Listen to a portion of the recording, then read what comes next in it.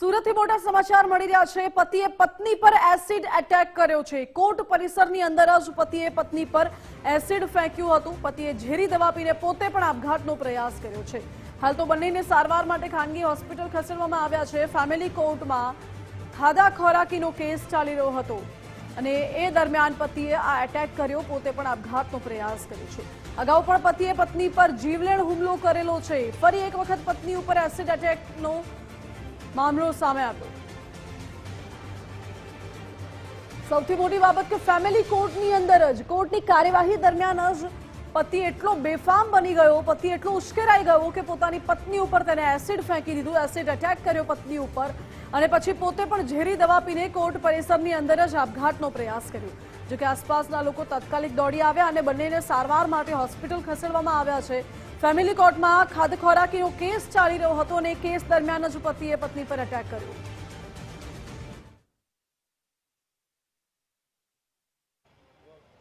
चालू कोर्ट दरमियान पति पर पति द्वारा एसिड एटेक करवामां आव्यो छे। आ घटना छे डायमंड सिटी सूरत में के ज्यां फेमिली कोर्टनी अंदर आ घटना बनवा पामी छे। प्रत्यक्षदर्शी एडवोकेट आपणी जोड़े उपस्थित छे, सीधी बात करीशुं तेमना जोड़े। आपनुं नाम? मारुं नाम एडवोकेट मुकेश बांधणिया छे। अरजदारना एडवोकेट छूं अने आ मेटर फेमिली कोर्टनी मेटर छे।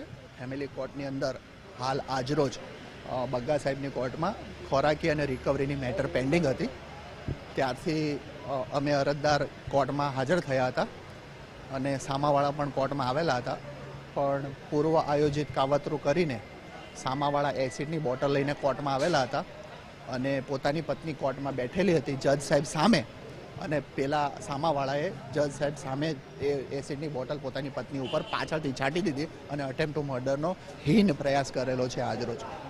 આ કેટલા વાગ્યાની ઘટના છે અને જે હુમલો કરનાર છે તેનું નામ શું? આ જે ઘટના છે અંદાજે 12:30ની ઘટના છે અને આ ઘટનામાં જેણે આ હીન કૃત્ય કર્યું છે તે સામાવાળા છે। એ પત્નીના હસબન્ડ છે વિનોદભાઈ ભાણુસાળી। મેટર શું? મેટરમાં એ લોકોનો કૌટુંબિક ઝઘડો અગાઉ ચાલતો હતો અને આ ભાઈ જે સામાવાળા છે તે પોતે આયુર્વેદિક ડૉક્ટર છે અને એમને ફેમિલી ડિસ્પ્યુટ ચાલતા હતા ત્યારે ડોમેસ્ટિક કેસમાં જુબાની આપવા અગાઉ આવ્યા હતા કોર્ટમાં, ત્યારે એમણે અટેમ્પ્ટ ટુ મર્ડર ઓલરેડી કોર્ટમાં એક વખત કરી ચૂક્યા છે અને હાલ એ બેલ આઉટ છે। તેમ છતાં આ એમનું બીજું અટેમ્પ્ટ ટુ મર્ડરનું કૃત્ય છે। આજે આ કેસને રિલેટેડ દલીલો કે અન્ય પ્રોસેસ ચાલી રહી હોય તે સમય દરમિયાન બની? હા, આ ઘટના જે છે ઓલરેડી ખોરાકીનો કેસ ચાલુ હતો અને જજ સાહેબની અંદર કોર્ટમાં પ્રોસિડિંગ કરવા આવેલા હતા પાર્ટીઓ બંને, ત્યારે બનેલી આ ઘટના છે। કોર્ટની અંદર બનેલી ઘટના છે આ।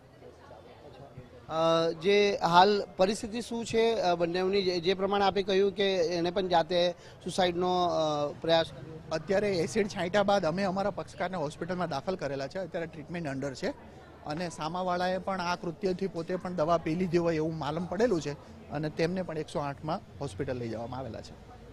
બિલકુલ, જે પ્રમાણે આપણે સાંભળ્યું છે કે જે પતિ પત્ની વચ્ચે જે પારિવારિક ઝઘડો ચાલી આવ્યો હતો અને ખાધા ખોરાકીનો જે કેસ છે તે સુરતના જે જિલ્લા સેવા સદનમાં આવેલા જે 5મા માળેની ફેમિલી કોર્ટમાં આ કેસ ચાલી રહ્યો હતો। કેસની જે પ્રક્રિયા છે તે ચાલી રહી હતી અને ચાલુ કેસ દરમિયાન છે તે પતિ દ્વારા છે તે પોતાની પત્ની ઉપર એસિડ એટેક કરવામાં આવ્યો છે અને જાતે પણ ઝેરી દવા ગટગટાવી આપઘાતનો પ્રયાસ કર્યો છે। ત્યારે આ સમગ્ર બાબતને લઈને બંનેને હાલ સારવાર અર્થે હોસ્પિટલ ખાતે ખસેડવામાં આવ્યા છે, પરંતુ હાલ આ ઘટનાને લઈને સમગ્ર જે જિલ્લા સેવા સદનની અંદર જે ભારે ચકચાર મચી જવા પામી છે। જે એસિડ એટેક કરનાર પતિ છે એ પોતે આયુર્વેદિક ડોક્ટર હોવાનું પણ હાલ સામે આવી રહ્યું છે। ત્યારે હાલ સમગ્ર ઘટનાને લઈને વધુ તપાસ ઉમરા પોલીસ દ્વારા હાથ ધરવામાં આવી છે। કેમેરામેન દેવાંગ રાણા સાથે રાકેશ બ્રહ્મભટ્ટ, ગુજરાત ફર્સ્ટ, સુરત। એટલે અમારે તો ઓલરેડી આખી બોડી ડેમેજ થઈ ગયેલી છે। બોટલ જ લઈ નાખી દીધો મોઢા ઉપર। અમારા પક્ષકાર પાછળ બેઠેલા હતા ખુરશીમાં અને પાછળ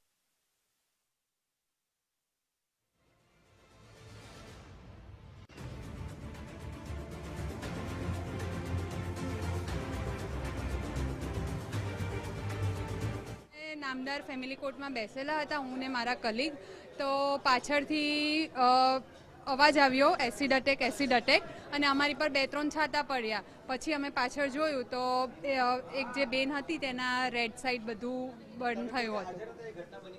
મેં જોયું નથી, મારી પાછળ બની છે, મારી પર ખાલી ઉડેલા હતા છાતા.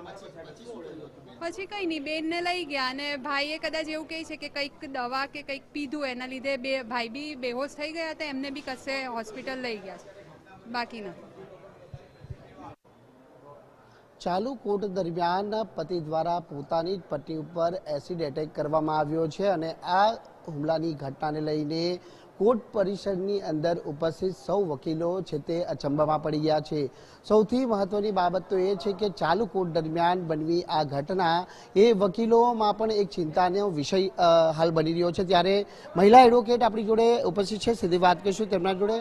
જણાવજો, આ પ્રકારની ઘટના બની કેટલું યોગ્ય અને વકીલોમાં કઈ રીતના ભયનોમાં? હા, જે આ પ્રકારની ઘટનાઓ બની છે તો અવારનવાર કોર્ટમાં ઘણી ઘટનાઓ બનતી રહે છે, પણ આજની જે ઘટના છે એ ખૂબ જ ગંભીર ઘટના છે અને તેનાથી જે પણ પરિસ્થિતિ સર્જાઈ છે એ ખૂબ જ ખોફનાક હતી અને જે તે સમયે આ ઘટના બની તે નામદાર કોર્ટની અંદર બનવામાં આવેલ છે એવું જાણવા મળેલું છે. અને એસિડ અટેક જે છે એ કંઈક મામૂલી કોઈક ઘટના નહીં કહી શકાય, કારણ કે તેઓ નામદાર કોર્ટ સુધી અને કોર્ટના પરિષદ સુધી જો આજે એસિડ લઈને આવી શકતા હોય તો એનો મતલબ એ છે કે ભવિષ્યમાં કંઈ પણ થવાની ચિંતા આજે અમને સતાવી રહી છે અને તેમાં વકીલોની અને એની સાવચેતીની કોઈ પણ જવાબદારી કોઈ પણ રીતે બની હવે રહી નથી અને જેથી પ્રશ્ન ગંભીરતાનો ઉપસ્થિત થયો છે અને આવું જ્યાં સુધી ના બને અને એવી કોશિશો થાય તો વધુ સારું. બાકી આ રીતે જો રહેશે તો ખૂબ જ ઘટનાઓ આવી ડેઈલી ઘટનાઓ બનતી રહેશે અને તેનું સૌથી વધારે નુકસાન કોઈ પણ કોર્ટના કોઈ પણ વકીલશ્રીને થઈ શકે એમ છે અને જેના કારણે આ ગંભીરતાને ધ્યાને લેવા બાબત છે કે પોલીસ અધિકારીઓ પણ ઉપસ્થિત હોય છે, તેમ છતાં પણ આવી ઘટનાઓ થતી હોય તો આ એક ઉપસ્થિત એક પ્રશ્ન જે પ્રશ્ન જ બનીને રહી જશે. નામ? મારું નામ એકતા છે, એડવોકેટ એકતા ટેલર. બિલકુલ, આ મહિલા એડવોકેટ એકતાબેન છે કે જેમણે જણાવ્યું છે કે જે એડવોકેટની સુરક્ષાને લઈને પણ અહીં ક્યાંક સવાલ ઊભા થઈ રહ્યા છે. જો કોઈક જે પક્ષકાર છે તે એસિડની બોટલ ભરીને જો કોર્ટ સુધી લઈ આવે તો સવાલ ઘણા ઉપસ્થિત થઈ રહ્યા છે, પરંતુ હાલ આ ઘટનાને લઈને જે વકીલ આલમમાં પણ એક ભયનો માહોલ છે તે હાલ જોવા મળી રહ્યો છે. કેમેરામેન દેવાંગ રાણા સાથે રાકેશ બ્રહ્મભટ્ટ, ગુજરાત ફર્સ્ટ, સુરત.